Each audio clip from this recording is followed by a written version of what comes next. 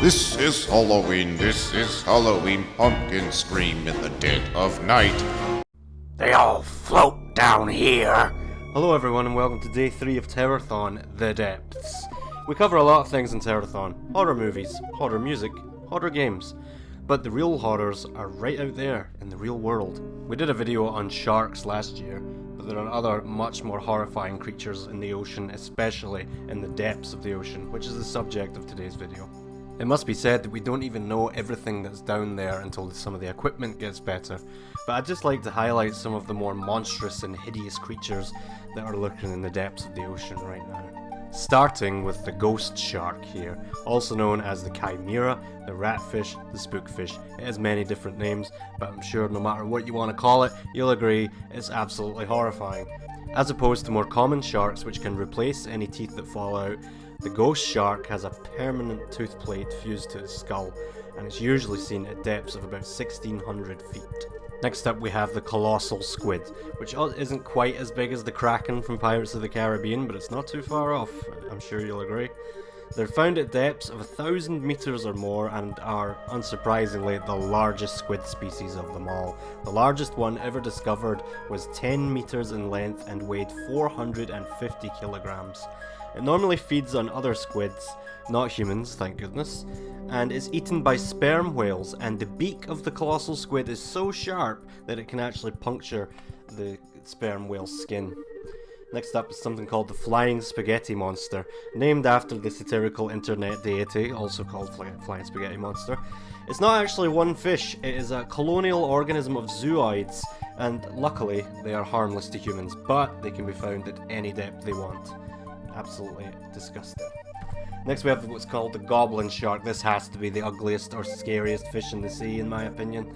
It can live anywhere between 100 meters and 1300 meters underwater.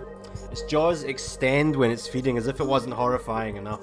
But the good news is, because of the depths that the goblin sharks usually live at, they're no danger to humans.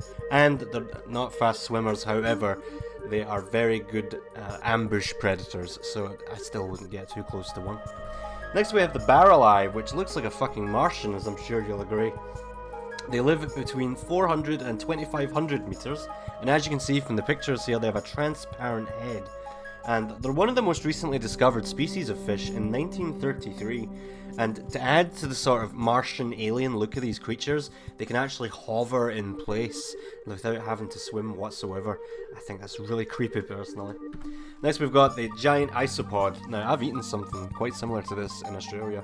And in Japan, they've started eating these creatures in sushi. I don't know if I'd go quite that far though. They live at depths of over 500 meters and they live on a scavenger diet, which means they basically just eat whatever falls down to the ocean floor and don't necessarily attack anything. Next up we've got the vampire squid, so named because people reckon it looks like a vampire's cape. It lives at depths of between 600 and 900 meters underwater, and its scientific name goes even further and it means the vampire squid from hell. And what it tends to eat are drifting particles with 2 sticky filaments attached to it. No threat to humans, thank goodness. I certainly wouldn't want one of them on my head.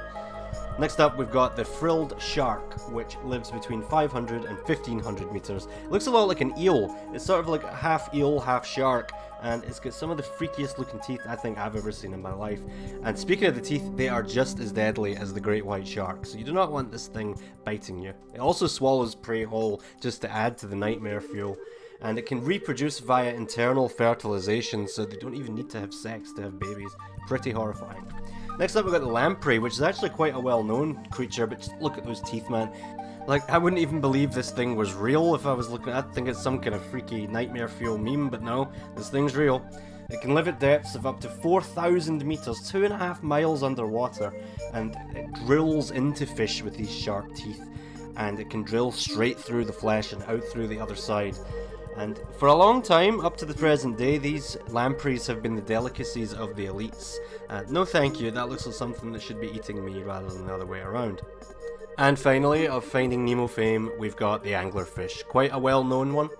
And for good reason. Just look at this face only a mother could love, if that. A little couple of facts for you. So they can live from anywhere from the surface up to 762 meters underwater, and here's what I think is the most horrifying thing of all. When a male and female anglerfish meet, the male will fuse with the female and lose everything of its body, the eyes, the teeth, the skin, everything but its testes, and a female anglerfish will carry 6 or more males on its body. Absolute. Who comes up with this stuff? There is no god. But the good news is, it's too small to harm humans. And there you go, a choice selection of creatures lurking in the depths. And we didn't even cover the ones that are closer to the surface, like the blue-ringed octopus, the box jellyfish. If there's anything to take away from this video, we do not belong down there. See you tomorrow.